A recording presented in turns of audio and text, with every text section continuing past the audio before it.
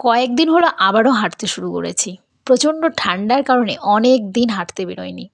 তো আজকে বেরিয়ে গিয়েছিলাম হাঁটতে। তো আজকে চলে গিয়েছিলাম আমরা রেল স্টেশনে, বালুরঘাট স্টেশন। তো আজকে যেহেতু রবিবার ছিল তার কারণে সকালের ট্রেন থাকে না।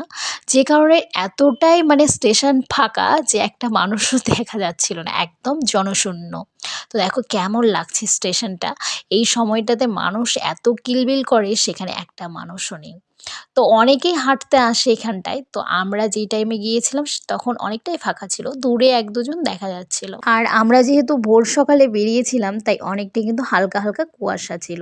তো এই পাশে একটা ট্রেন দাঁড়িয়েছিল। এরপরে আমরা হাঁটা শেষ করে ফিরছিলাম বাড়িতে। এরপরে হাঁটতে, হাঁটতে দেখি মেঘ একদম আকাশ থেকে পড়ে মাটিতে ঘুমোচ্ছে। তো উনিও ক্লান্ত আর দেখে মনে হচ্ছে একদম পাহাড়ে চলে এসেছি।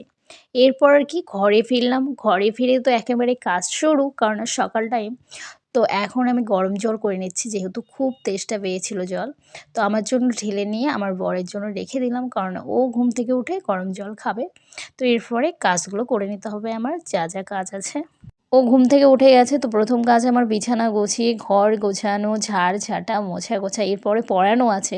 পড়িয়ে-টড়িয়ে স্নান পুজো করে-টরে রান্না, খাওয়া। সত্যি বলতে কাজ শেষ নেই। তো ১২টা অবধি কাজ চলতেই থাকবে।